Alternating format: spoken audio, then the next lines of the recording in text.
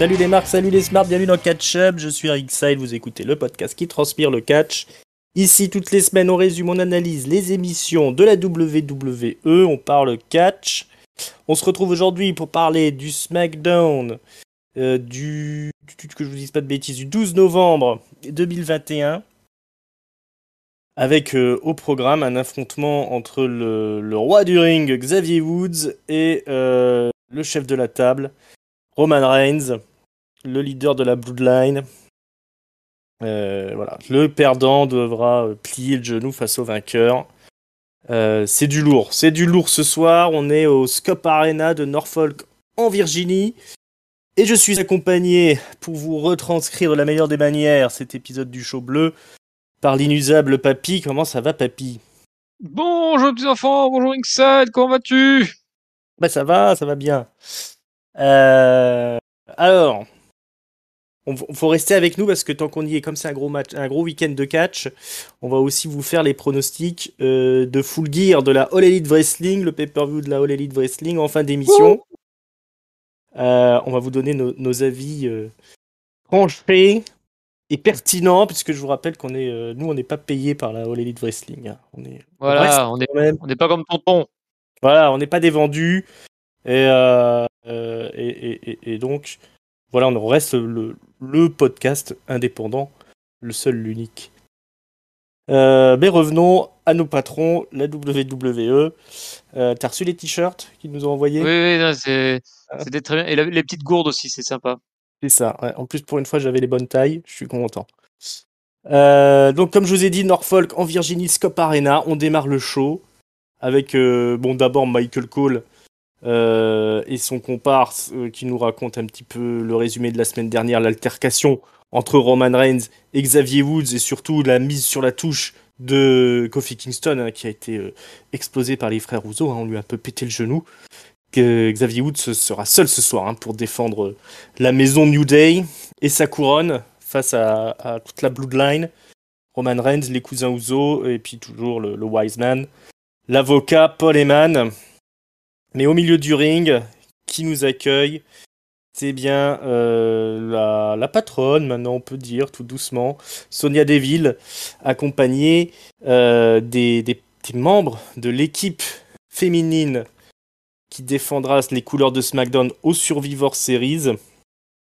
Donc elle va nous présenter une à une chacune des participantes. Shayna Baszler, Shotzi, Natalya et la nouvelle Aliyah. Fraîchement débarqué d'NXT. Et par contre, roulement de tambour et entrée avec la musique pour la capitaine de l'équipe, Sasha Banks. Sasha Banks qui débarque au ring et qui est attaquée directement par Shotzi qui lui lançait un regard noir depuis le début de son entrée dans le ring. Hein. On sent qu'elle fait la gueule. Shotzi, on se souvient qu'elle s'était bagarrée lors de la première de SmackDown, de la première de l'année, le lancement de la saison. Donc ça se bat un peu dans tous les sens finalement. C'est bagarre générale, puis c'est la coupure pub. On revient et bien évidemment, on a organisé un tag team match playa avec d'un côté Sasha Banks, Naomi et Aliyah. Donc on découvre que Aliyah est plutôt du côté des gentils. Et face à elle, évidemment, les trois autres, Shayna Baszler, Shotzi et Natalya. Donc c'est Sasha Banks qui va démarrer le match bien de manière fortement dynamique puisqu'elle va un peu surclasser Shayna Baszler, faire le tag avec Aliyah, hein, la petite nouvelle qui va placer un Hurricane Rana, enchaîner sur un dropkick. Mais finalement les méchantes vont un peu prendre le dessus sur Aliyah qui va être un petit peu séparée du reste de son équipe là, bloquée d'un côté du ring. Elle va prendre une Kirfuda clutch par Shayna Baszler, mais elle va réussir à s'en échapper et à faire le tag avec Naomi, qui va un petit peu faire le hot tag, défoncer un petit peu tout le monde, mais Natalya fait un blind tag et elle va réussir à surtout envoyer à l'extérieur Naomi avec deux jolis German suplex, snap German suplex, hein, comme on dit, à l'extérieur du ring. C'est maintenant les méchantes qui ont le contrôle du match. Mais finalement, ça va un petit peu se porter à l'extérieur parce que Aliyah va faire le tag. Elle va un petit peu faire des crossbody dans tous les sens. Natalia, qui sera face à elle, va réussir un peu à la contrer avec un Michinoku Driver. Là-dessus, Sasha Banks, elle va aller s'attaquer à Baszler et Shotzi à l'extérieur. C'est un peu le bordel. Naomi va se débarrasser de Shotzi avec le rear view dans sa face. Météora sur Shayna Baszler par Sasha Banks. Et dans le chaos général, Natalia va tenter un sharpshooter sur Alia en se tenant dans les cordes. Mais là, Naomi va en profiter pour lui mettre un gros kick dans la face. Et Alia va réussir à contrer la prise dans un espèce de petit paquet, un espèce de roll-up. Ce qui va permettre le tomber 1, 2, 3. Et c'est bien Alia la nouvelle qui donne la victoire à son équipe. Alors, un peu plus tard dans l'émission, on la voit dans les couloirs.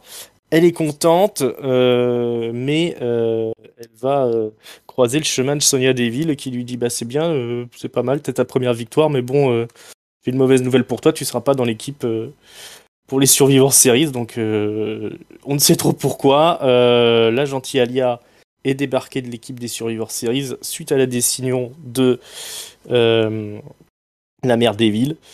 Et puis après, on a un petit segment aussi avec Alia qui est un peu triste au téléphone là, et elle est interpellée par Ali qui va tenter de lui donner des conseils, mais il va vite se faire interrompre par Ricochet qui explique à Alia qu'il faut surtout pas écouter Ali, qu'il faut garder le moral, il faut continuer, il faut y croire. On sait jamais, sur un malentendu, on peut peut-être y arriver. Et puis il s'en va avec elle, laissant Ali un peu penaud. Voilà, donc gros match d'opener avec les filles pour une fois. Et puis Alia qui a un peu de le soutien de la foule, mais un petit retournement de situation vers la fin. Tout ça qui tourne autour des Survivor Series. Qu'est-ce que tu penses de tout ça, mon bon papy? Eh ben, plein de choses, plein de choses. Il y a plein de choses à dire là. Plein de choses à dire, tout à fait. Alors, il y a du bon et du moins bon. En bon, la bonne surprise de ce début de show et qu'on va voir tout au long du show, c'est que le public à fond de banc, Ouais, ils ont super bien réagi, notamment Alia qui avait toujours enfin, NXT, c'était toujours la fille qui apportait les sifflets, et puis là, mine de rien, ils ont quand même accepté de suivre son positionnement de face, ils l'ont pas mal soutenu. ouais. C'est même plutôt content de sa victoire et plutôt déçu du fait qu'elle soit virée ensuite du Survivor Series. Donc ça, j'ai trouvé, ça faisait plaisir d'avoir un public qui suive totalement l'alignement. Ça, c'est le bon point. Alia, du coup, j'ai trouvé qu'ils avaient fait du bon travail malgré ses faiblesses dans le ring parce qu'elle reste vraiment, il y a vraiment de gros défauts dans son catch, quoi. Elle est très très loin du niveau. Il disait, ça fait 7 ans, je crois qu'elle est à la WWE. Elle a démarré à 18 ans, elle en a Ouais. 25. Elle est toujours pas prête, hein, pour moi. Non, Mais visiblement dans le ring, c'est pas encore ça, hein. c'est pas encore ça, quoi. Mais bon, voilà, avec le petit push vis-à-vis du public, ça peut peut-être marcher. Puis peut-être qu'elle peut, d'ici 3, 4 ans, dire parfois quelque chose de bien. On sait pas. T'en as d'autres. Je me souviens de Liv Morgan quand elle était montée, c'était pas non plus ça non plus, quoi. Et puis petit à petit, à force d'enchaîner les matchs, les house shows, tout ça, elle a fini par apprendre deux trois trucs. Je pense qu'elle apprend quand même bien plus vite quand elle emmène le roster que quand elle est NXT, en fait. C'est Le ça. fait d'être confronté plus souvent à la foule, de bosser avec des mecs bien plus talentueux, je pense que tu dois plus vite apprendre. Donc je l'espérais pour elle que ça marche. En revanche, je comprends rien à Sonya Deville là. Qu'est-ce qu'elle nous fout là? Alors, tu sais plus du tout, et on reverra après avec l'autre couillon de Madame Pierce, c'est pareil, on ne sait plus du tout les positionner, les autorités, là, ils font n'importe quoi. Mm. Donc là, a priori, ce que je comprends, c'est qu'elle sanctionne Alia parce qu'elle a aidé à faire gagner la team de Naomi.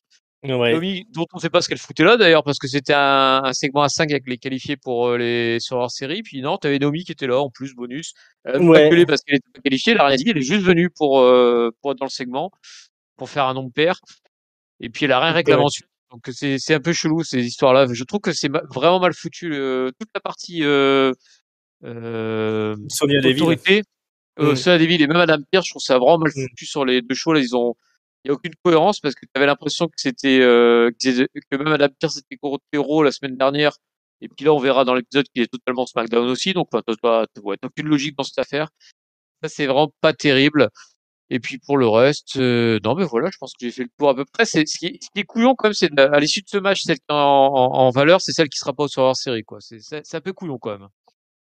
Ouais. Ça souffle le chaud et le froid, hein, parce que du coup, ils ont fait un super job pour mettre over Alia. qui a eu une super pop de la foule. Voilà, elle a été intégrée assez étonnamment, assez facilement.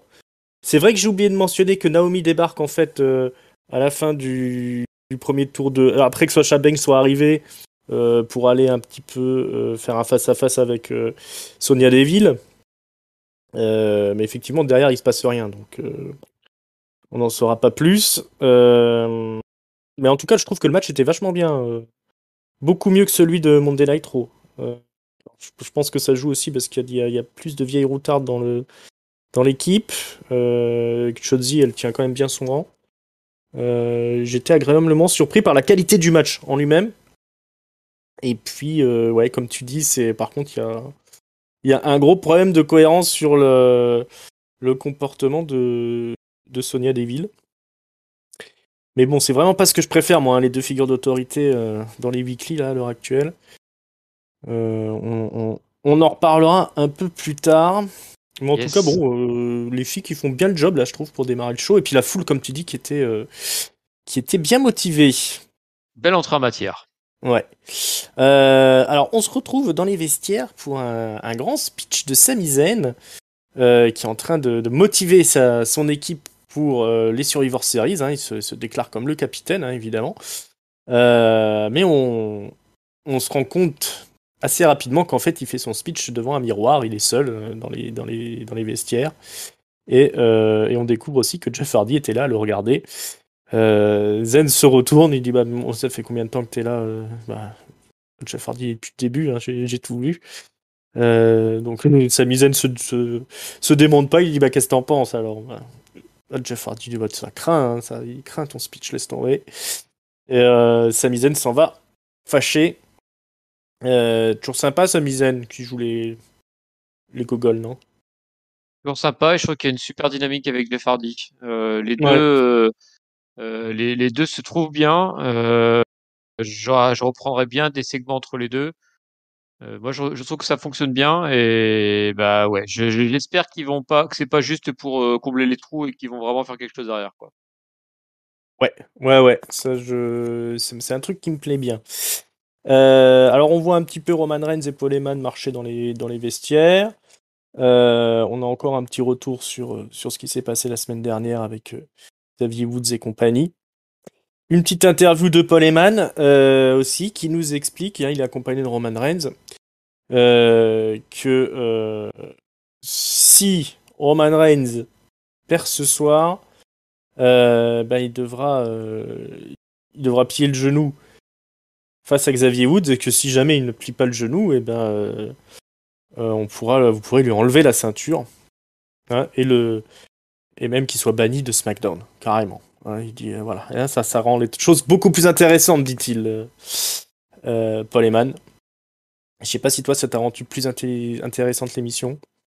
Alors pour le coup, non, parce que je trouvais que l'enjeu était déjà pas mal. Ouais. Ce qui est marrant, enfin, il joue un peu avec le style, on fait ça pour faire des ratings, quoi. C'était, Mm. ouais, là, il y a de l'enjeu, hein. Là, Mm. carrément, carrément, vous allez voir, on va lui retirer sa ceinture à Roman Reigns. Ça, restez là, les gars. Restez bien jusqu'au bout. Et abonnez-vous. Euh, à l'arrière du. Ouais, c'est peut-être un. Alors, ça, ce serait une blague directement liée aux gens qui suivent sur internet les ratings et des choses comme ça. Mais.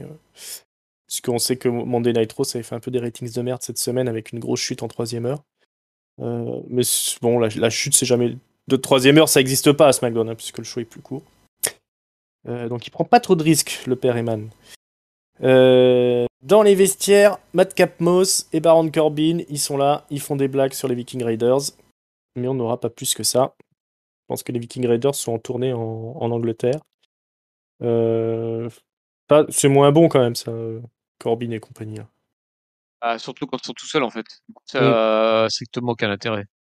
Ouais, c'est vrai, on s'attendait à ce qu'il se passe quelque chose un peu plus tard dans l'émission, mais il n'y aura rien de plus. Alors on les appelle Los Lotarios maintenant, Angel Tout à fait. Garza et Humberto Carrillo. Ouais, je crois qu'on les appelle plus que Angel et Humberto pour le Tout coup. à fait. Ils ont perdu leur nom. C'est trop compliqué. Voilà, ouais, ils nous saoulaient avec leur truc. Ils affrontent ce soir rien moins que le champion intercontinental Shinsuke Nakamura et Rick Boogs, son guitariste favori. Il y a un match assez enlevé avec Rick Boogs, hein, qui fait un petit peu des démonstrations de force, mais il est un petit peu surclassé par la rapidité et la technique des Mexicains. Shinsuke va rentrer dans le game, il va dérouler un petit peu. Des grands coups de kick dans la face, hein, des coups de genou à la volée, des petits snaps souplex en glissade. Mais cette semaine, ça ne suffira pas, puisque les méchants vont gagner, hein, en utilisant un petit peu des techniques de tag team. Puisqu'ils réussissent à placer leur finisher, hein, tout simplement, sur Nakamura. Après avoir mis un petit peu de côté Boogs là, hein, ils sont débarrassés de Boogs et puis ils en profitent que Nakamura est seul pour réussir à faire le tomber, leur finish. Victoire clean, hein, il n'y a même pas vraiment eu de tricherie. Voilà, notre champion intercontinental, surtout qui prend le tombé face aux Mexicains. Donc on est dans la division tag team, mais on a toujours un champion intercontinental qui veut pas lâcher sa ceinture, visiblement. Ouais, C'est problématique, hein. c'est problématique pour être poli, ouais, moi je trouve ça Ouais, pourri. c'est pourri, hein, on peut dire ça, hein, ouais. Je trouve ça pourri. Et ouais, quand je l'ai vu démarrer le segment, je me suis dit, ah, est-ce qu'il va avoir un match pour sa ceinture? Non, non, que dalle, la tag team. Ouais, le tag team, ouais. Ça n'a pas de sens. C'était pourri. Ouais, voilà, je sais pas quoi dire de plus. Franchement, moi, ça me saoule en fait. Et on espérait qu'il perde sa ceinture. Nakamura, bah, ce sera pas pour cette semaine, hein. Ouais, carrément pas. Alors, le match n'était pas mauvais, hein, euh, mais c'est pas possible d'avoir déjà le champion intercontinental qui se prend un tombé face à Los Lotarios, comme on les appelle de nos jours, les Mexicains qui viennent juste d'arriver. Il y a encore du boulot avant qu'ils atteignent la title picture, hein, rien que pour la division tag team, quoi. Non, mais surtout qu'ils ont des équipes en plus à SmackDown, donc je comprends pas pourquoi ils. Ouais, Ouais, ou alors ouais, faut faire perdre la ceinture à Boogs et Nakamura, hein. Ça n'a ouais. vraiment qu'un intérêt, hein, de la garder Mm. là. Elle est vraiment, enfin, elle est vraiment très maltraitée en ce moment. Ouais, ça va pas du tout. Ça va pas du tout. Ouais, je me demande s'il va pas la perdre la semaine prochaine, mais contre qui? Quoi et comment? Suspense. Dans les vestiaires, devinez quoi? On va chez Adam Pearce. C'est Sami Zayn, hein, qui vient gueuler. Il y a d'abord une petite discussion entre Adam Pearce et Sonia Deville, parce que Adam Pearce il comprend pas pourquoi Sonia Deville a viré Alia de l'équipe. Elle explique que c'est pour renforcer l'équipe, en fait, et qu'il devrait faire pareil d'ailleurs. Ça fait réfléchir Adam Pearce qui, cette semaine, est accompagné du fils illégitime de Edge et du Great Khali, qu'on voit Et c'est évoluer ça, ouais. qu'on voit évoluer généralement à NXT 2.0, le grand Von Wagner. Mais bon, il est juste là, hein. On lui parle pas, on donne pas son nom. Visiblement, c'est le garde du corps de Adam Pearce maintenant, hein. Pourquoi pas? Pourquoi pas, hein, ça ou autre chose. Il a vraiment une tête de Néandertal, hein, Von Wagner. Euh, et ensuite, il y a Sami Zayn qui vient. Il commence à se plaindre et tout. Et puis Pierce lui dit, bah écoute, ce soir, il y a un truc spécial qui va se passer pour toi. T'as un match face à Jeff Hardy et le perdant, il est enlevé de la tag team des Survivor Series. Ne me demandez pas pourquoi. Je suppose que tu n'en sais pas plus. Non, mais il était influencé par le discours de Sonya Deville, en fait. Mais c'est ce que je disais au début, en fait. Là, bah, c'est un général de major pourri, là. Qu'est-ce qu'il fait, là, l'ami Pierce, là? Il Ouais. va virer Sami Zayn, mais j'espère que le gars derrière, il est bon, hein. Enfin, Sami Zayn ou Jeff Ou Hardy. Jeff Hardy, ouais, tu vois, tant qu'à faire. Mais voilà, il va virer un mec qui est comme upcard Pour mettre de qui? Rick la Boogs? carte. Ah, qui est-ce qui a foutu à la place? Si c'est pour foutre Von Wagner, merci, hein. Von Wagner. Que de la gueule, il nous fout Von Wagner à Survivor Series. Non, je pense qu'il est là vraiment juste pour faire le garde du corps suite Bah, j'espère, hein, sinon il y a de aux quoi menaces déprimer, de. hein. Ouais, bah oui, il est pas prêt. En plus, Qu'ils aillent il a. chercher Sheamus. Allez, Voilà, j'y ramenez-nous crois pas du tout, Sheamus. mais on va demander, on va croire quoi, on va croiser les doigts quand même. On va croiser les doigts. Voilà, on espère que tout va se concrétiser pour nous la semaine prochaine. Là, en attendant, c'est Charlotte qui est au milieu du ring. Bah, elle arrive avec une entrée de star, hein, pour Charlotte. Elle est dans une robe très stylée, avec la ceinture autour des hanches. Elle a droit au feu d'artifice. Elle débarque au ring pour un peu nous teaser les Survivor Series. Hein. Elle va se foutre de la gueule de Becky Lynch. Elle explique qu'il n'y a rien de... Tout est fake chez Becky Lynch. Ses catchphrases, sa couleur de cheveux, et puis allez savoir quoi d'autre. D'accord, elle a eu de grands accomplissements, mais on ne sait pas qui c'est, Becky Lynch, et puis elle l'a toujours battue, hein, de toute façon. Et puis elle va lui trouver un nouveau sobriquet à Becky Lynch. Ce sera Becky Oh oh. Oh oh, j'ai perdu contre Charlotte. Oh oh, je suis nul, etc. Et comme la foule est en folie ce soir, eh ben, il répète la catchphrase. Tout ça fonctionne très bien. Elle nous rappelle, Charlotte Flair, que la semaine dernière, elle a affronté Shotzi. Je sais plus si c'est pas il y a 2 semaines, mais en tout cas, depuis que ça s'est passé, Shotzi, hop, tout de suite, elle a été upgradée dans le roster. C'est devenu une star, donc désormais, on l'appellera la faiseuse de stars, la star maker, Charlotte. Et elle est interrompue par une musique que j'avais bien du mal à reconnaître. Et c'est normal, puisque c'était la musique de Toni Storm. Toni Storm, l'ancienne championne NXT UK, qui débarque et qui dit que ouais, c'est bien beau ce que tu racontes, mais il n'y a rien de vrai là-dedans. T'as intérêt, ce qui serait bien, c'est que tu mettes tes paroles en action et que tu acceptes le challenge ce soir face à moi. Le public est chaud bouillant, mais Charlotte Flair dit non, tout simplement, laisse tomber. Elle harangue la foule indien, vous voulez me voir affronter Toni Storm? Eh bien non. Et elle s'en va, laissant un peu Toni Storm comme une cruche. Voilà, c'est la grosse promo de Charlotte pour nous teaser les Survivor Series, comme je vous le disais. Elle règle un petit peu ses comptes avec Becky Lynch, et puis un début de feud avec Toni Storm, qu'on avait presque oublié. Est-ce que toi, ça t'a plu tout ça? Oui, ça m'a plu. Moi, Ah, j'ai c'était pas mal, hein. totalement, j'ai trouvé qu'elle était énorme Énorme. au micro, Charlotte, qui a pris son temps pour répondre à peu près à tout ce qui bougeait. Ça aussi bien à ce qui se disait en coulisses, ce qui se disait sur Twitter, que ce qui se dit Mm. sur n'importe où, en fait.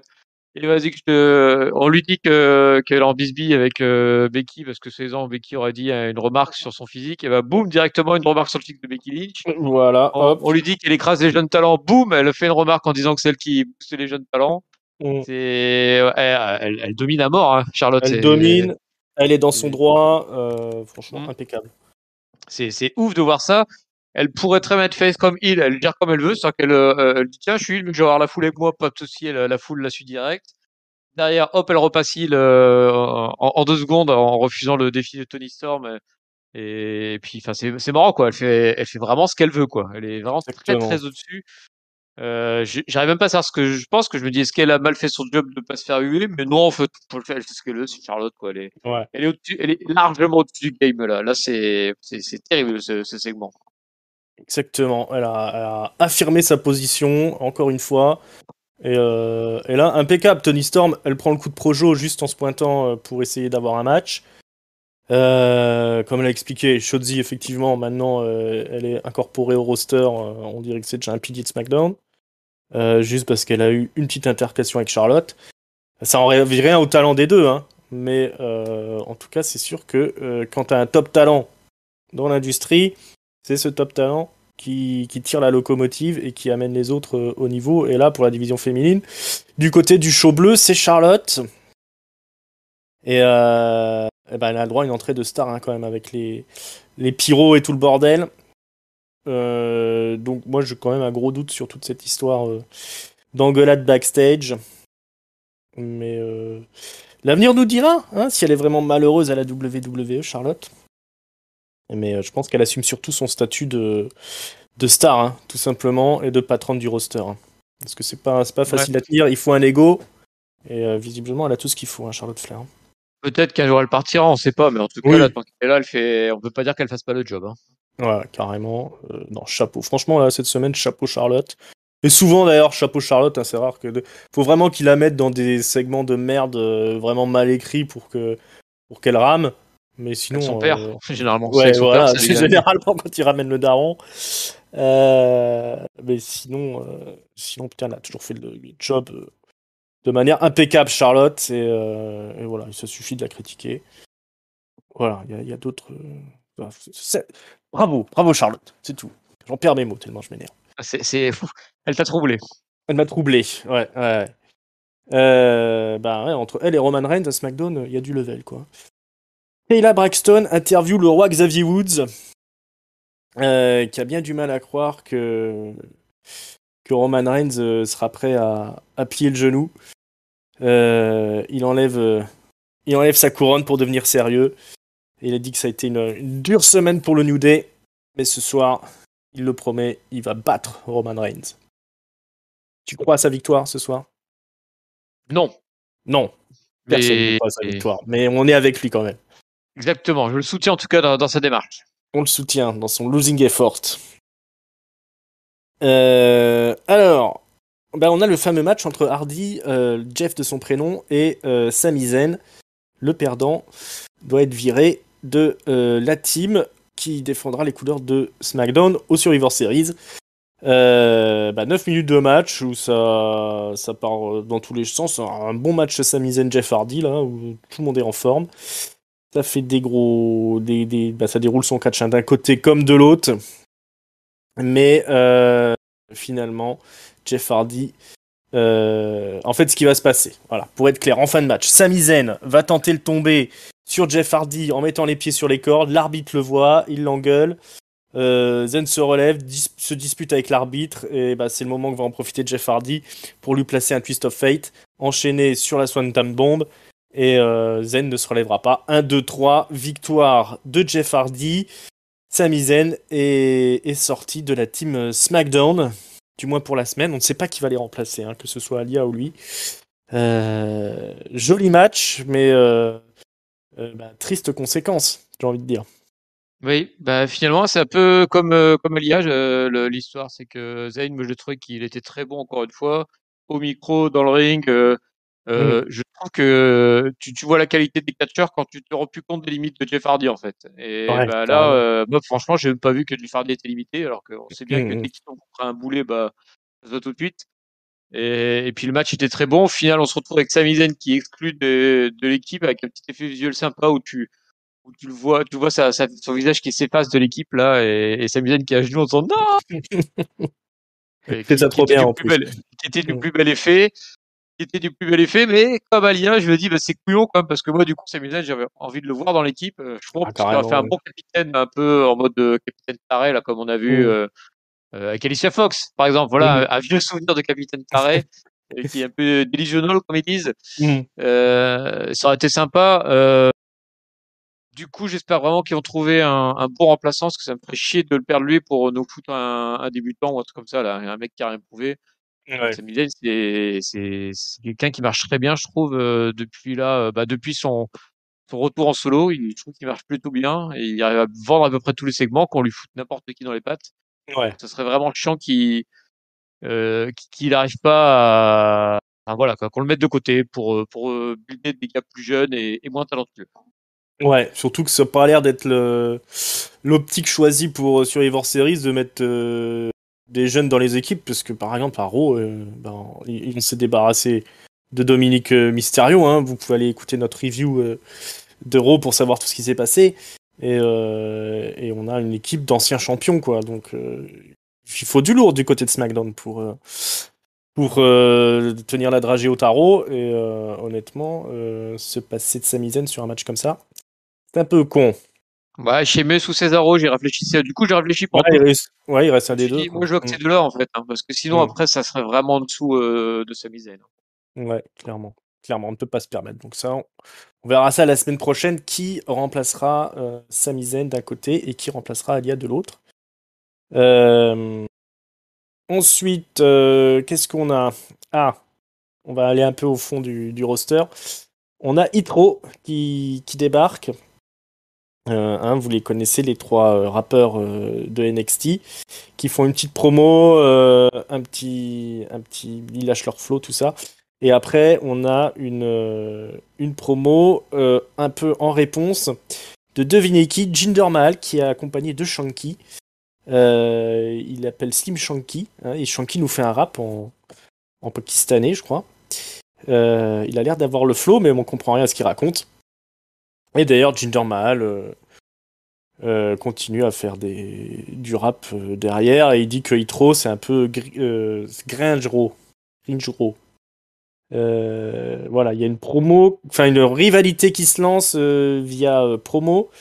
C'était un peu malaisant le rap de Shanky et de Mahal, mais bon, c'est fait exprès. Et par contre, je sais pas ce que t'en penses, mais Hitro sans Bifab, je trouve qu'il ressemble quand même à Trois Puceaux maintenant, hein. Mais bon, Les pauvres. des pauvres. Ouais, Qu'est-ce que t'as pensé de tout ça? ouais, en tout cas, ils ont été directement foutus en coulisses en plus. Ouais. On verra. Hein, et moi, je pense qu'ils vont avoir un traitement à comment ça s'appelle, la Street Profits. Ça va être en Mm. coulisses 90% du temps, le temps qu'ils se fassent au main roster. Moi, je trouve ça plutôt. J'ai souri Ouais, légèrement en regardant ça passe. Jindar et Shanky faire leur petit délire. Moi, c'est marrant, ils s'amusent, les gars, c'est pas méchant. Le seul truc que je me suis dit, c'est con, ils étaient un groupe de 3, ils sont venus qu'à 2 à SmackDown, et du coup, ils se retrouvent à 2 contre 3. C'est toujours Ouais. bizarre, cette position de ce style, surtout quand t'avais le bon nombre avant. Bon, Mm. peut-être Ouais. récupérer un mec qui passe, je sais pas moi. Le pauvre gars Ouais, qui bah passe, oui. tiens, vas-y, va faire l'équipe, là. Parce que si les faces sont plus nombreux que les heals, c'est un peu Ah compliqué. ouais, c'est rarement un bon équilibre, ça. Ouais, là, on sent ils galèrent un petit peu avec ce qu'ils doivent faire sur cette fin de carte, hein, qu'ils en sont à faire rapper Jinder Mahal. C'est qu'on est tombé bien bas. Mais bon, on verra ce que ça donne. De toute façon, c'est C'est la ça, hein. low-card, C'est la low card, euh, hein. Mm. ça doit faire sourire de temps en temps. Au moins, ça prend pas de temps. Voilà, C'est ça. c'est déjà ça de prix. Puis, ils ont pas de ceinture 24/7, donc bon, avec ce qu'ils ont, hein. Kayla Braxton, toujours elle, interview Ridge Holland, un ancien de NXT 2.0, qui est le fan numéro un de Sheamus, hein, il continue à dire qu'il aime beaucoup Sheamus. Et là-dessus, il y a Cesaro qui débarque, qui lui dit: Oh ben, tu sais, ces derniers temps, Sheamus, il est un peu bizarre, tu ferais bien de faire attention. Ridge Holland, évidemment, il dit que j'en ai à foutre de ce que tu racontes.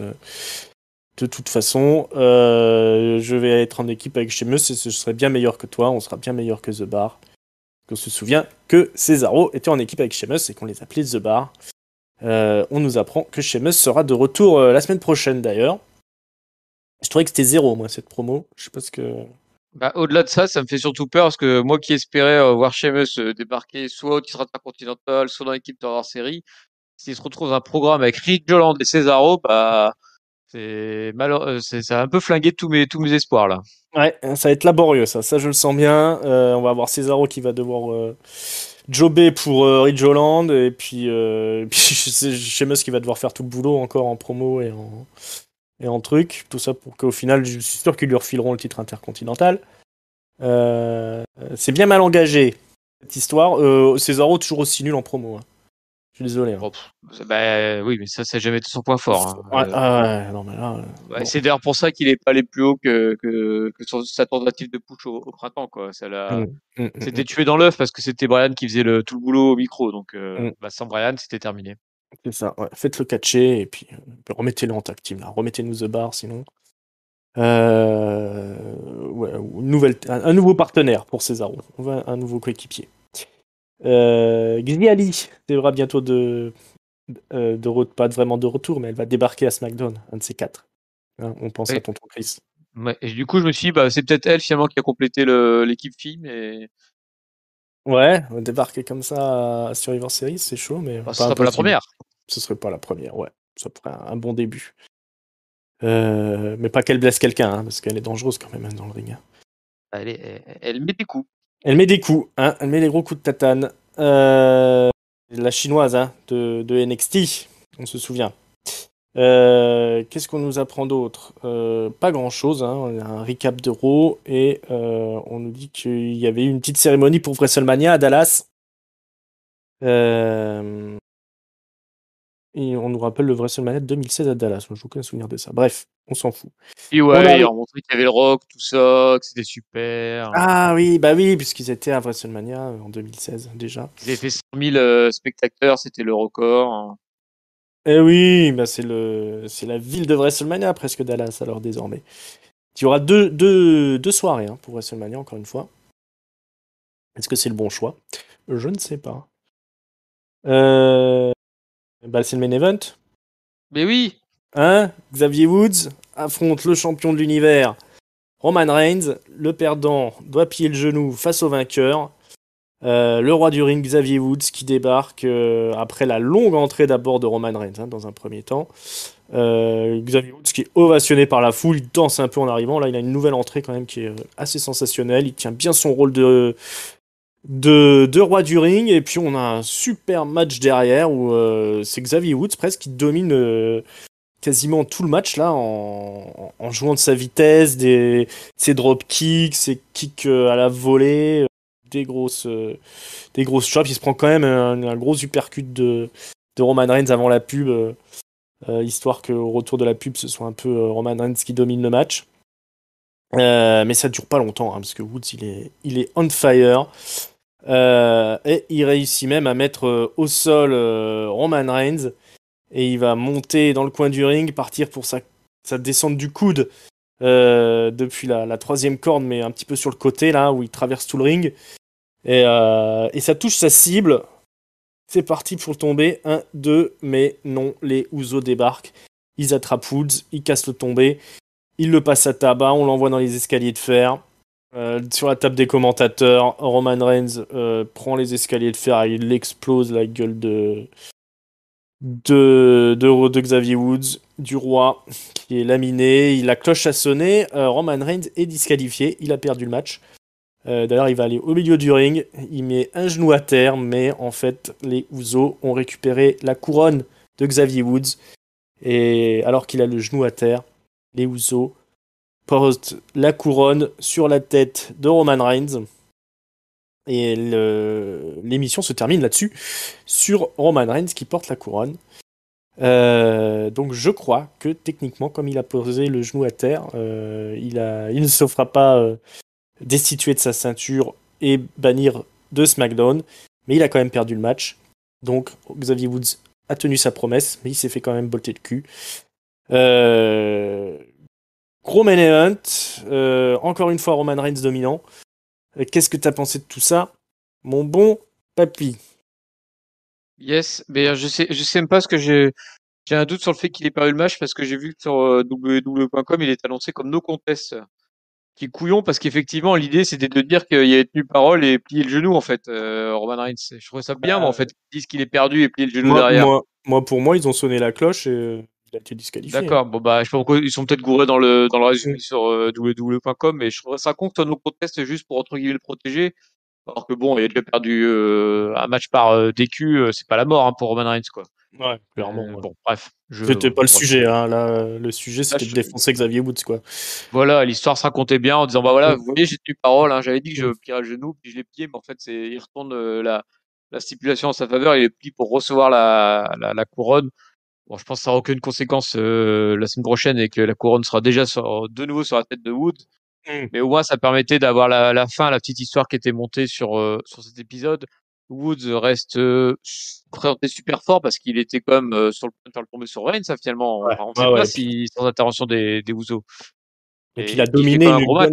Ouais, il fait un gros match, il a dominé une bonne partie du match, hein, quand même. Voilà, donc il est vraiment. Bah là, il a son push en cours. Mm. J'espère que, contrairement aux anciens adversaires de Reigns, ça sera pas un push qui terminera par destruction par Reigns et retour en low card. Mm. Je suis pas sûr parce que je trouve que Woods, pour l'instant, il saisit toutes les opportunités qu'on lui donne, donc Ouais. c'est un bon signe.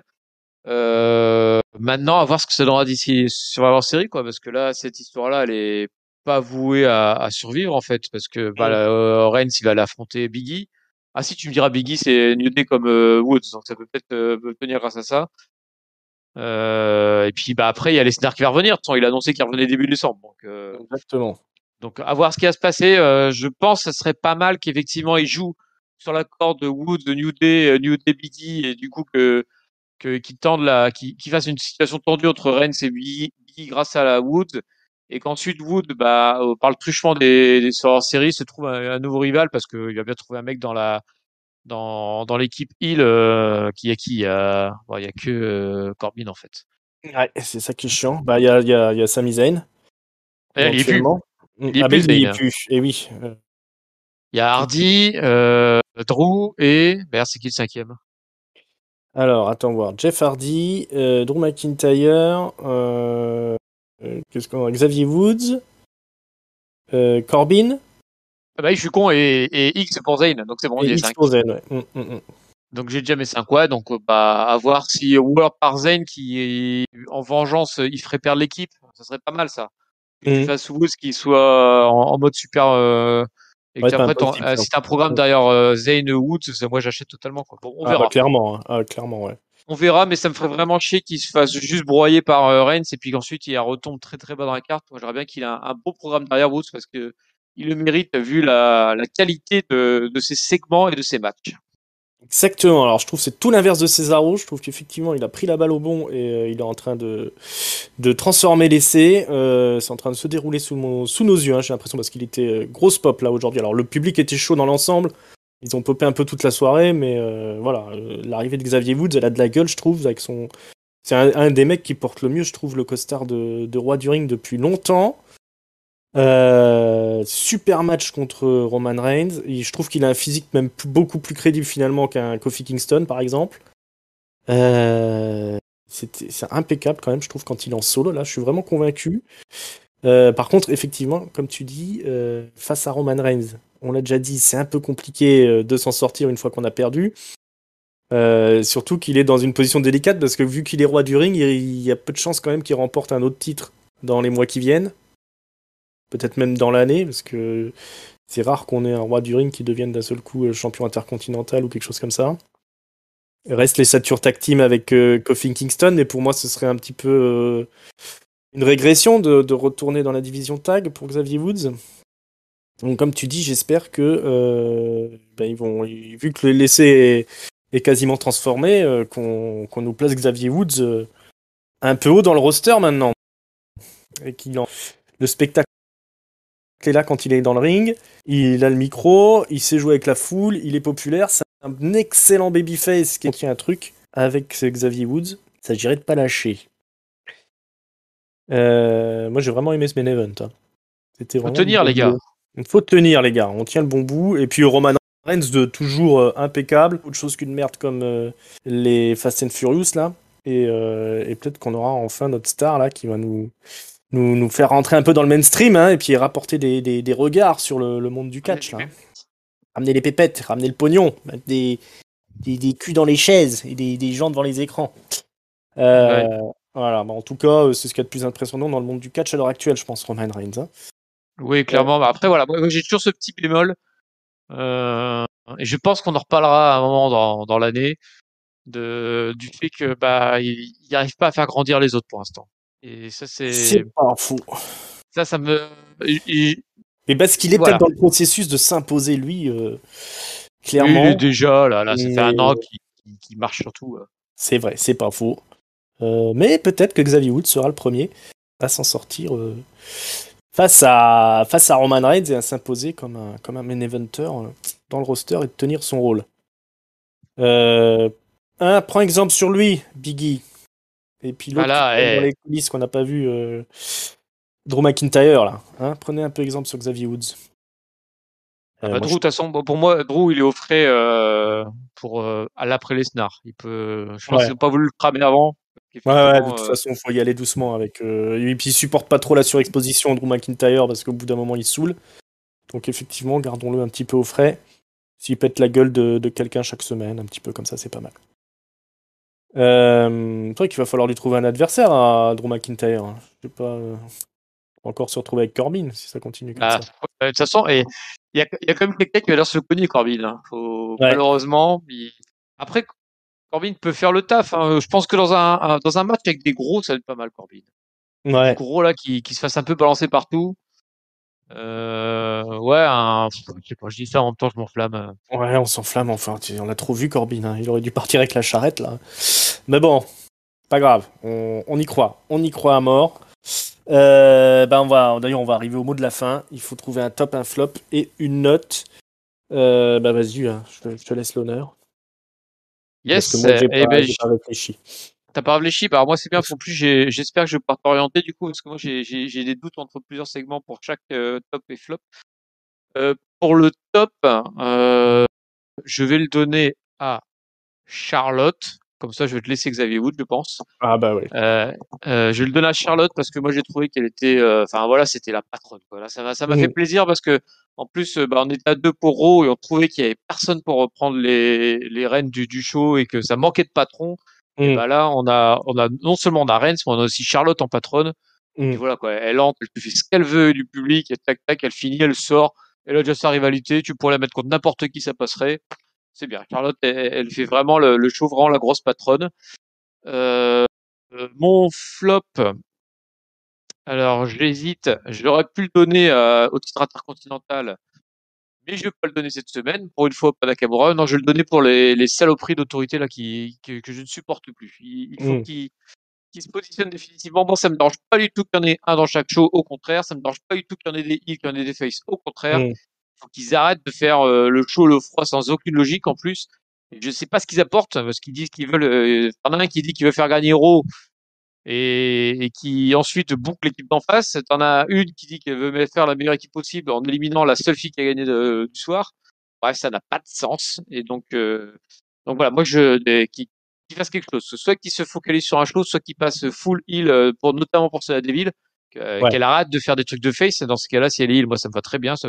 Voilà, on passe à autre chose. Mais là, ça n'a aucun sens, ça m'énerve. Et à chaque fois que je les vois, ça m'énerve parce que je me dis putain, ça n'a pas de sens. Faut Mm. arrêter ça. Arrêtez, madame, monsieur. C'est n'importe quoi. Ouais, ça nous fout en l'air le cerveau. Voilà, exactement. Et ma note, j'ai plutôt apprécié ce SmackDown, en fait. S'il n'y avait pas eu ces deux petits défauts, Mm. la titre intercontinentale et les managers qui m'énervent, je l'aurais trouvé que c'est un show, pas parfait, mais en tout cas, qui cochait toutes les cases. Ils ont tenté de faire quelque chose sur les SS, même si c'est pas aussi bien fait qu'Arrow, je trouve. Il y a quand même des bonnes idées. On finit avec un segment qui finit parfaitement chaud. Donc ça aide à relever la note. Et donc du coup, je vais donner une note plutôt sympa avec un 3,25. 3,25. Ouais, eh ben écoute, moi je vais donner mon flop.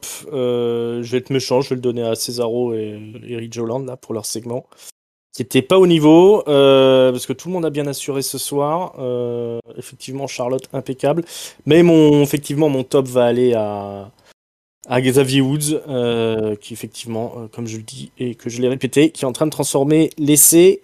Et ça fait plaisir. Et puis surtout quand on a un beau main event comme ça, moi c'est le genre de main event que j'aime beaucoup.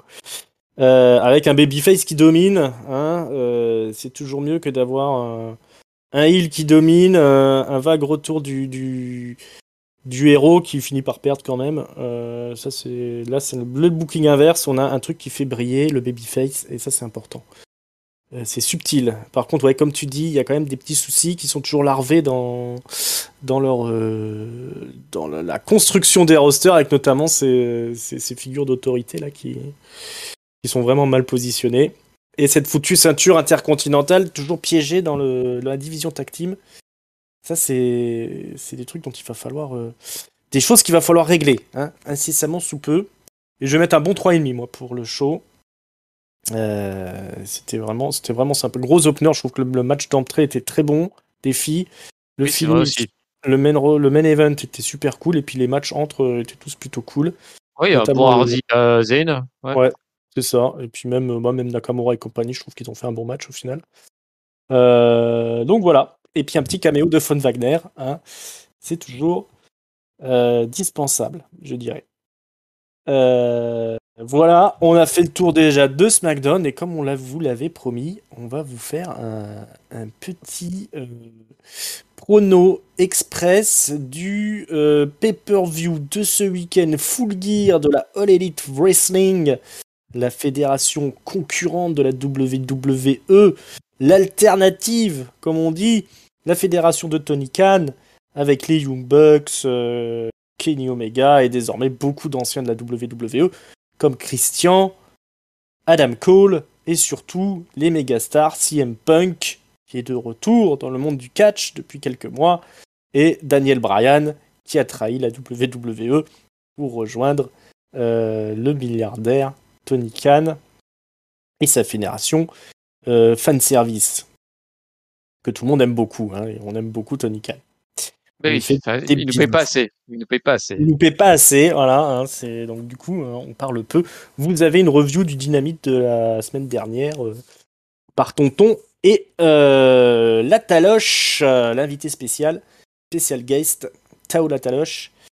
C'est dispo sur notre chaîne YouTube et sur les bonnes plateformes de podcast qui nous publient, qui nous diffusent. Alors, bon, on va pas vous mentir, hein, on n'a pas suivi de très près ce qui se passait du côté de Dynamite. Donc ça va être un prono en gros avec beaucoup de parti pris. Euh, Exactement. très, Totalement. très Totalement. subjectif. Totalement Voilà, subjectif. c'est beaucoup de mauvaise foi. Alors déjà, il y a un buy-in, c'est du catch féminin.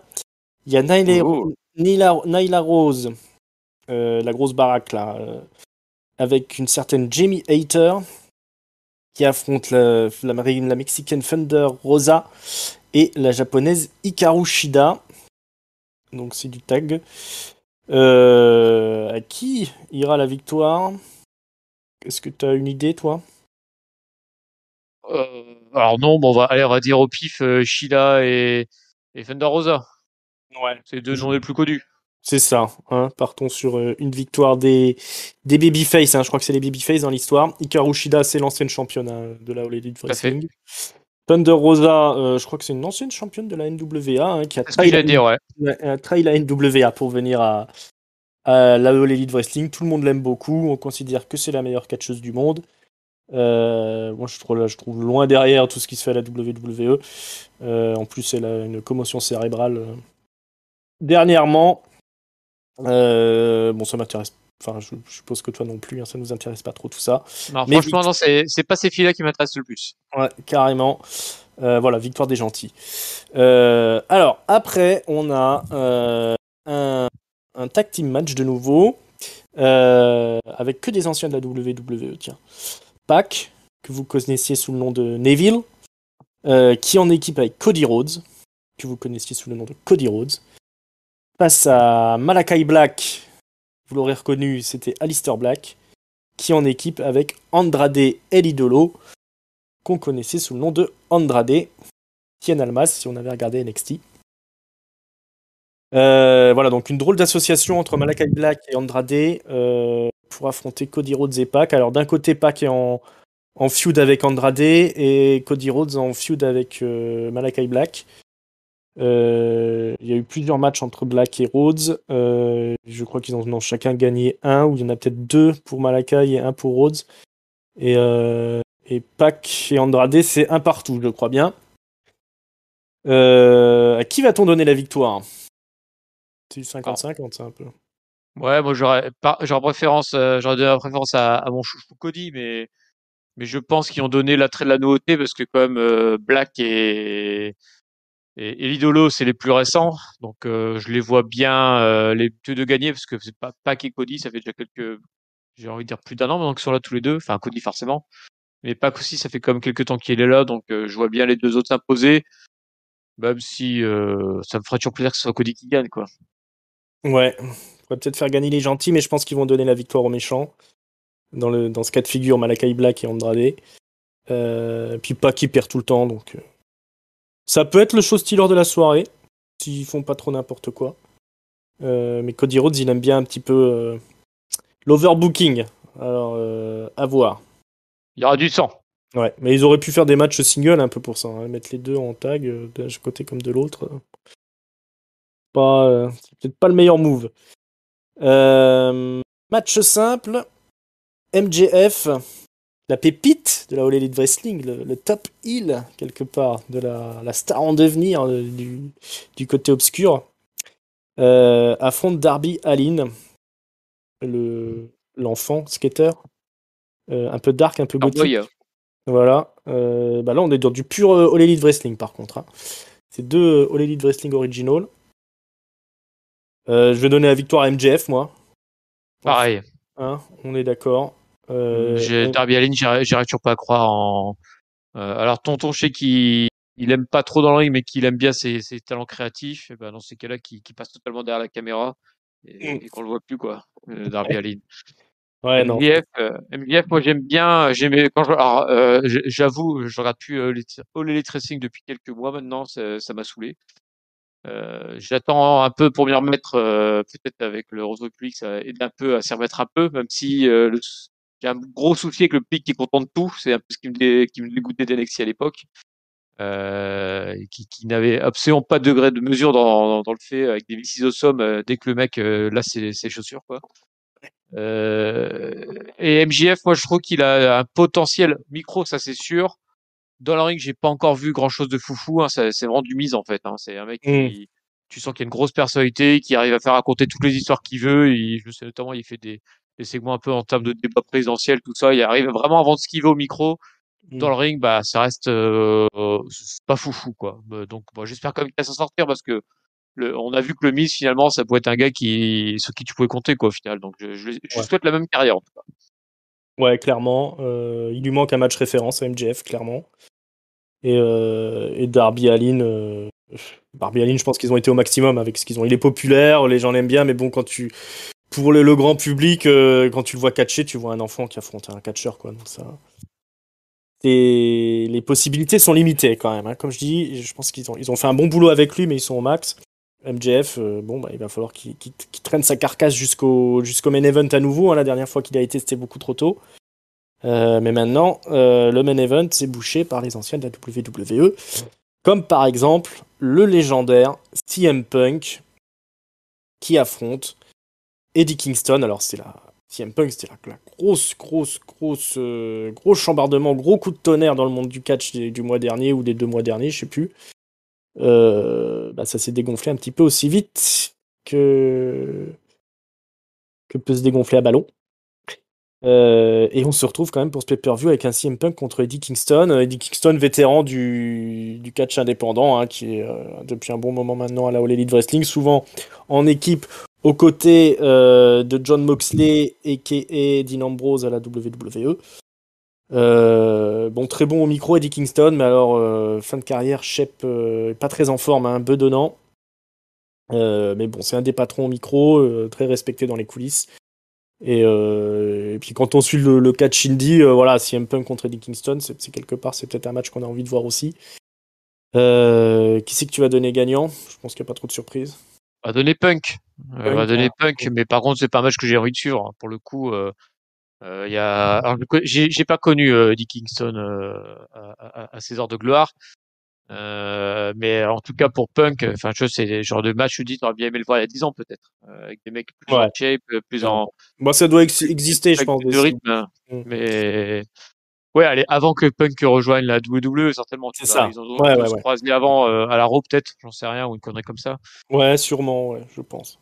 Euh, euh, mais ouais, Eddie Kingston, ouais, si des gens ne connaissent pas du tout, moi quand je l'ai vu, ça m'a rappelé un peu ce qu'on voyait d'MVP en ce moment à, Ouais. dans le main roster, quoi. C'est un mec qui est très très fort au micro, qui par contre dans le ring, et ben ça va brûler, puis voilà, c'est tout, quoi. Il peut plus faire grand chose d'autre, quoi. Et donc Mm. face à un Punk qui est sur le retour, mais qui, de ce que j'ai cru comprendre, n'est plus forcément, hein, 10 ans après, c'est plus au même niveau, quoi. Mm. Bah ça va brûler, quoi. Ouais, ouais, ouais. Je pense que c'est pas un très bon choix non plus d'avoir mis l'un contre l'autre les deux. Voilà, ça peut plaire à ceux qui ont suivi l'indie il y a 20 ans, parce que Eddie Kingston aussi, sa carrière dans l'indie, elle était quasiment morte aussi, avant qu'il re-signe à la All Elite Wrestling, quoi. C'est un peu un retour aussi, hein, mais ça fait un bon moment qu'on en entendait plus parler de Kingston, à part quelques piges à Impact, où il faisait plutôt les managers, quoi. Mais bon, bah, il a réussi à s'imposer à la All Elite Wrestling, tant mieux pour lui. Mais ça risque pas de donner, ça sera pas un match phénoménal, hein, à mon avis. Voilà, donc CM Punk gagnant, je vois pas du tout comment Kingston pourrait gagner sur ce coup-là. Après, on a du 3 contre 3, parce qu'il y a un projet quand même de ceinture trio, hein, à la All Elite Wrestling. C'est un secret de Polichinelle. Donc on teste un petit peu les trucs. Et on a les Jurassic Express, donc Luchasaurus et Jungle Boy, accompagné de Christian Cage, qui est Christian à la WWE, qui affronte Adam Cole, hein, qui a intégré la All Elite Wrestling après son départ de NXT, Et les Young Bucks, les fameux Young Bucks, les légendaires, la légendaire équipe hein, qui a créé la All Elite Wrestling, hein, quelque part. Moi, je vais donner ma victoire à Adam Cole et les Young Bucks, le Super Click Party, je crois qu'on les appelle. Qu'est-ce que t'en penses, toi? Tu vois peut-être une victoire de Christian et compagnie? Bah non, en fait, j'ai envie de te suivre. En fait, j'allais dire Christian et compagnie, puis là, tu m'annonces qu'il y a peut-être un titre trio qui va sortir. Et du coup, je me dis que le seul vrai trio dans l'affaire, c'est quand même les... Comment ça s'appelle ça? Le Elite, là, je sais pas quoi, là. Ouais, le Super Euh, Elite. donc c'est ces trois-là, ces trois-là. Là. Donc, Christian et les deux autres, bah, ça fait un... Alors, il me semble que c'est quelques semaines qui se tournent autour parce qu'il y avait déjà eu des interactions entre les deux, je sais plus quand, bah, peut-être au moment où Christian prend le titre d'Impact d'ailleurs. Ouais, c'est ça. Bon, ils ont Euh, toujours été un peu ensemble. voilà, mais bon, ça reste quand même une association d'opportunités, toi, que les autres sont quand même vraiment associés ensemble depuis Mm. un certain temps. Donc, si on doit les faire gagner, je ferais bien gagner les deux couillons jumeaux et puis le troisième, la crevette, quoi. Ouais, ouais. Alors, Adam Cole et les Young Bucks, on rajoute Kevin Owens et ça fait le Mont Rushmore. C'était le clan, la Pro Wrestling Guerrilla Ah, dans l'Indie, hein, qui faisait les beaux jours, les main events de la Pro Wrestling Guerrilla pendant un bon moment. C'était souvent des 4 contre 4. Donc c'était ce clan-là. C'est pour ça qu'il y a quand même des grosses rumeurs d'un départ de Kevin Owens vers la All Elite Wrestling. Mais bon, reformer un quatuor que personne ne connaît. Pas si c'est très oui, malin. la preuve, Ça hein, sert à rien en pour plus, faire des. ça la pète vraiment de repartir là-bas. Hein. Hmm. Bon, bref, le match là, ça peut être très bien si les Young Bucks se sortent les doigts, mais j'ai peur qu'ils fassent plutôt de la gaudriole. Et puis les matchs avec Jurassic Express, généralement, c'est toujours les mêmes. J'en attends pas grand chose quand même de ce truc-là. J'espère qu'ils me donneront tort, hein, parce que ça peut être très, très bon quand ils font ça sérieusement, les Young Bucks. Mais c'est pas toujours le cas. Un Minneapolis Street Fight. Tiens, parlant de conneries. L'Inner Circle, Chris Jericho, Sammy Guevara, Jack Hager, c'était Jack Swagger, Oui. et Santana et Ortiz euh, affrontent donc des anciens du Mixed Martial Art de l'UFC, Junior Dos Santos notamment, Andrei Arlovski. Ils sont accompagnés de leur manager Dan Lambert, qui a fait des grosses promos à la All Elite Wrestling.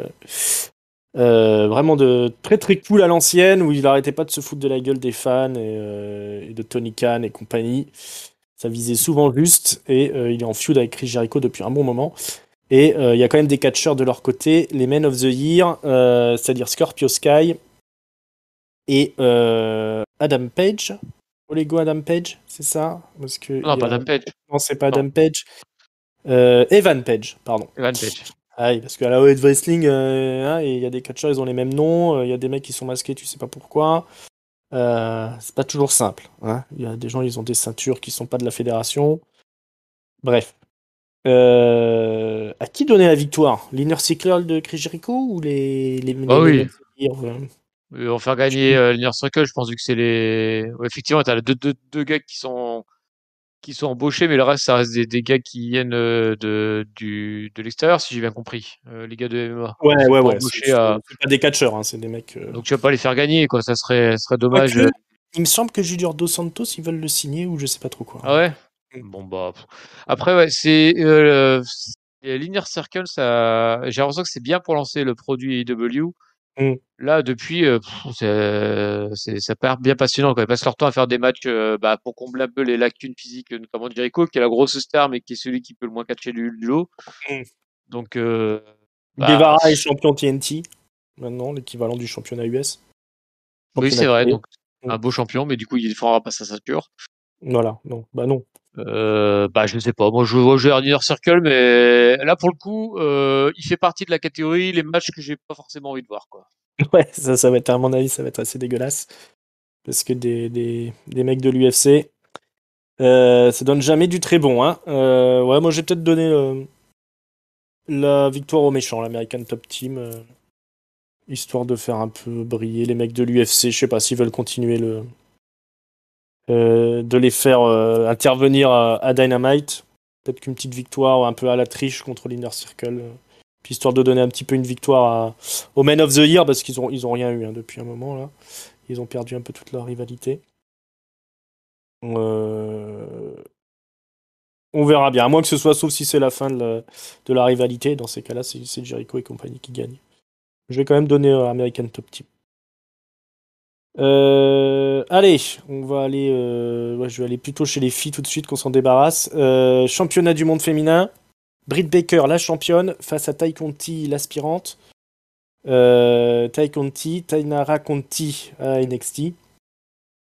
Elle a un peu progressé à la All Elite Wrestling. Moi, je vais donner la victoire à Britt Baker. Je pense pas que Tai Conti sera la nouvelle championne. Je sais pas ce que t'en penses. Je pense pas non plus, je pense qu'elle est trop green à ce niveau-là, même si, bon, tu dis qu'elle a progressé, tant mieux. Bon, elle était pas totalement dégueulasse à NXT, c'est juste que je pense qu'elle était vraiment trop green. Ouais. Et par contre, Britt Baker, moi, tu vois, on parlait de filles tout à l'heure. Bah, s'il y a une fille qui, je trouve, sort vraiment du lot la All Elite Wrestling, et enfin, du moins à l'époque où je regardais, c'était elle, quoi. C'était la seule où je me Ouais, disais, bah c'est tiens, la si seule. elle vient, si elle venait à WWE, elle ferait pas tâche, quoi, tu vois. Mm. Les autres, si elle venait, elle sortirait pas d'NXT la plupart. Ouais. C'est elle, Britt Baker, elle rend quelque chose. Elle a du micro, elle a aussi pas mal de prises impressionnantes, parce que je crois qu'elle a un stomp, un truc comme ça. Enfin, elle a pas mal de prises que tu retrouves chez les mecs d'habitude en plus. Euh, donc, elle va gagner. Puis pour le coup, là, ils ont mis du temps à la mettre championne, mais maintenant qu'elle est championne, ils ont vraiment intérêt à la capitaliser dessus, parce que c'est vraiment pour moi leur gros avantage d'un point de vue au niveau féminin, quoi. Il y a un peu que elle, donc ils misent à fond dessus, quoi. Et c'est Ouais, pas c'est ça. Ruby Riott, c'est Ruby Soho là qui va faire quelque chose. Elle est pas du tout dans la même galaxie pour moi. Ouais, bah oui, clairement. Ruby Soho est populaire à la All Elite Wrestling, mais tout le monde est populaire à la All Elite Wrestling. Bon, il y a eu des licenciements du côté de la WWE. Ils pourront peut-être récupérer une Ember Moon, par exemple, Ah, peut-être, peut-être. pour donner un peu d'épaisseur à leur roster féminin, qui est un peu tristouné. Ouais, Britt Baker conserve, comme les boîtes. Le championnat tag team. Les Lucha Brothers, Pentagon Junior et Rey Fenix, les Mexicains, affrontent FTR, le Revival. Souvenez-vous, à la WWE. Et ben match Dream Match presque, hein, Revival contre Lucha Bros. Ça peut donner quelque chose de plutôt cool. À qui donner la victoire? FTR au pif. FTR au pif. Ouais, allez, on y croit. Le Ils Revival sont qui dans le clan de récupère son MJF, non, en champion. plus, si je dis pas de bêtises. Ou je confonds. Ils sont dans le clan de MGF, ouais. Ouais, ouais, ouais. Donc, ouais, je pense que ça C'est serait ça. bien. C'est un clan qui est amené à être assez dominant. Je pense que ça serait pas mal que les ceintures soient de ce côté-là. Ouais, et puis oui, il faut donner, il faut redonner des ceintures au Revival, hein, histoire de les reconstruire, parce qu'effectivement, tout ce qu'ils ont fait, c'est perdre contre les Young Bucks avec un des Young Bucks qui était blessé à la jambe. Donc quand on se revendique meilleur tag team du monde, c'est un peu délicat. Ils avaient déjà pris les titres de la Triple A, les titres mexicains aux Lucha Brothers, euh, Ah, dans un match où ils s'étaient fait passer pour des luchadors, un peu comme Edge et Christian à une époque. Ils ont refait un petit peu la même. Donc on verra s'ils seront double champions après Full Gear. C'est ce qu'on pronostique, nous, de notre côté. La finale du tournoi Eliminator pour un title shot au titre suprême de la All Elite Wrestling. Les deux finalistes sont Bryan Danielson, et que vous connaissez sous le nom de Daniel Bryan à la WWE, et Miro, qu'on connaissait sous le nom de Rousseff.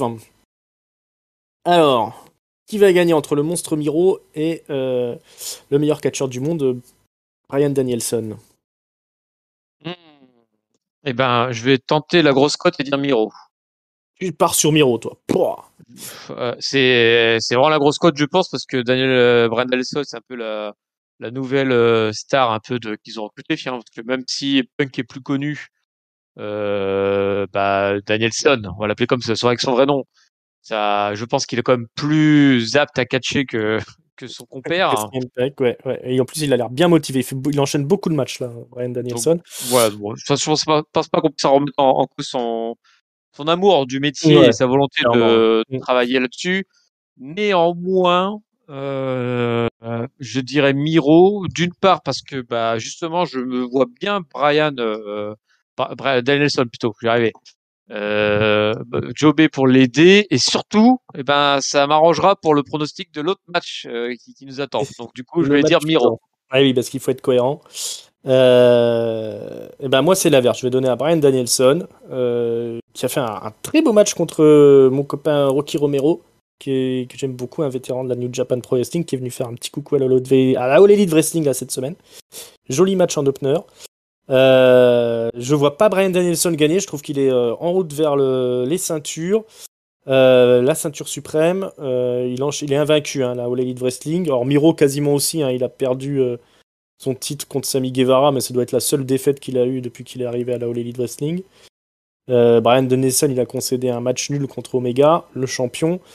Mais je pense que c'est Brian Danielson qui va rester. Je ne le vois pas perdre un match. Là, tout de suite. Mais alors, par contre, du coup, ça, c'est un match que j'attends quand même pas mal. Hein. Brian Danielson contre Miro. Ça peut faire des étincelles. Et bah, du coup, on va arriver au main event, qui est un peu le pendant de ce match-là. Kenny Omega, le champion, affronte Eggman Page, l'alcoolo. Alors, bah, du coup, toi, je suppose que tu vois gagnant Eggman Page. C'est lui le Ah babyface. bah oui, en fait c'est plus un souhait qu'un prono finalement, parce que j'ai pas assez suivi les shows, j'ai même pas du tout suivi pour savoir si la tendance est plutôt vers une victoire de Page ou pas. Mais en tout cas, de moi, ce que j'ai 50-50. vu, hein, C'est 50-50, les gens sont. 50-50. Les fans un peu hardcore All Elite Wrestling sont à fond derrière Hangman Page. Ils veulent la fin du règne de Kenny Omega. D'accord. Bah, moi, je vais les rejoindre pour une fois, les fans hardcore, alors que je suis pas du tout un fan hardcore, comme vous l'avez pu comprendre. En revanche, le peu que j'ai vu de Omega et de Page à la All Elite Wrestling, c'est mes seules références pour ces deux gars finalement.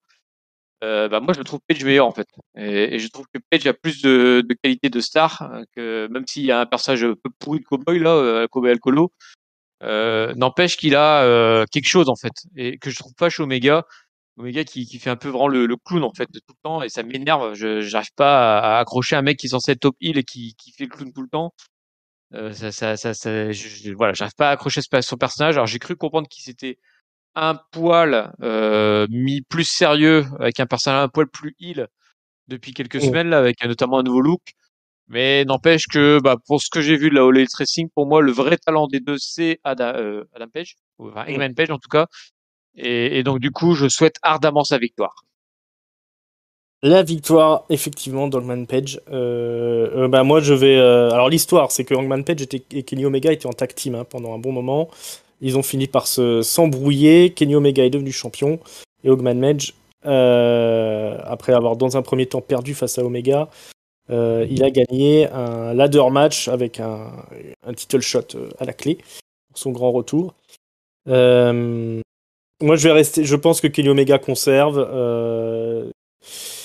Pour aller affronter Bryan Danielson. Alors, ils se sont déjà affrontés, Bryan Danielson et Kenny Omega, une fois, et ça a fait match nul. Donc là, maintenant, bah, il va falloir faire le Kenny Omega, Bryan Danielson 2. Pourquoi pas Hangman Page? Parce que je pense que de toute façon, que ce soit l'un ou l'autre, aucun des deux n'est ce qu'on appelle un draw. C'est-à-dire qu'il n'y a aucun des deux qui va faire bouger les ratings, il n'y a aucun des deux qui a un game changer. Je pense que Page est populaire auprès de la foule, mais qu'au niveau des téléspectateurs, personne ne le connaît, personne n'en a rien à Oui, foutre. c'est sûr, il Tout, a rien. tout comme Kenny Omega. Donc je pense qu'il est urgent pour la All Elite Wrestling de mettre Bryan Danielson ou CM Punk, un des deux, en champion. Et là, la logique veut que ce soit Bryan Danielson. Et la plus grosse affiche pour leur prochain pay-per-view, ce serait un Kenny Omega, Bryan Danielson 2, quoi. Pas un Hangman Page Miro. Euh, donc je reste sur Kenny Omega. Hangman Page. En plus, Hangman Page, il a un personnage alcoolo. Ça fait une drôle d'image à renvoyer aux jeunes d'avoir un champion babyface alcoolo. Je pense qu'il deviendra champion quand il arrêtera de boire, qui est Fabe. Hein. Sinon, c'est. Oui. Euh, Au niveau de la morale, c'est pas très cool, quoi. Alors, je sais que maintenant, la cancel culture, le wokisme, l'alcoolisme, ça passe bien, on s'en fout, mais quand même pas une belle image pour les jeunes d'avoir un champion babyface alcoolo. Hein. Donc voilà, moi je reste sur Kenny Omega qui conserve pour après partir sur une feud Danielson Omega. Ça se tient, ça se tient. Ce pay-per-view aura lieu dans la nuit du samedi à dimanche. Oh, Qui va le regarder alors du coup? Peut-être que je vais regarder, je ne sais pas. On va regarder, on va voir. Peut-être qu'on vous fera une review. Je pense que de toute façon, tonton Chris est dans les starting blocks. Ouais, c'est pas sûr qu'il nous laisse, c'est pas sûr qu'il nous laisse participer à la review. Mais... C'est vrai. On va peut-être arriver à trouver porte close. Je ne sais pas. Voilà. Mais bon, il y aura une review, je pense, de Full Gear. Oui. Par nos services. Si vous voulez en être sûr, vous avez qu'à vous abonner et cliquer sur la petite cloche. En plus, c'est gratuit, il me semble. C'est gratos. Voilà, on a bien bossé, hein. On a fait tout SmackDown, on a fait les pronos de Full Gear de la All Elite Wrestling. On a Pack Impact, ça y est. On a Pack Impact, bientôt la review express. Et peut-être un jour, je vous ferai quelque chose sur le Japon, mais quand ça sera bien, parce que là, c'est quand même un peu de la merde. Il y a le Best of Super Junior qui démarre avec un roster tout pourri. Ça donne envie. Ça donne envie, hein. Ah non, mais on va pas vous faire miroiter des trucs. Je vais pas regarder des trucs que j'aime pas juste pour vous faire des reviews. Hein. On n'est pas maso à catch-up. Voilà, on se retrouve très bientôt. Mon bon papy, merci beaucoup d'être venu. Oui, merci à toi, Excel, pour cette double analyse là. C'était très intéressant d'échanger avec toi. Écoute, c'était un plaisir partagé. Effectivement, c'est très intéressant de voir tous ces points de vue et d'en discuter avec toi également. Un point de vue frais, hein, et neuf, un œil nouveau sur la All Elite Wrestling. Les amis, hein, on vous rappelle qu'on est sur YouTube, sur toutes les bonnes plateformes de podcast. Hein, vous connaissez la chanson, Facebook, @catchupcdc sur Twitter. On est aussi sur Instagram et vous pouvez venir discuter avec nous sur Discord. L'invitation est dans la description. Voilà, on se retrouve très bientôt, j'espère. On espère que ça vous a plu autant à écouter que nous à enregistrer. Bon week-end de catch, bon Full Gear et à bientôt pour la suite de nos aventures. Ciao, ciao. Ciao, salut à tous.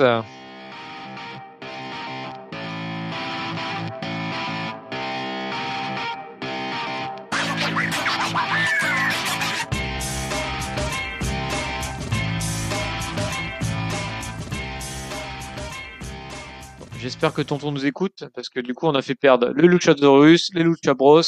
C'est bien fait pour ta tronche.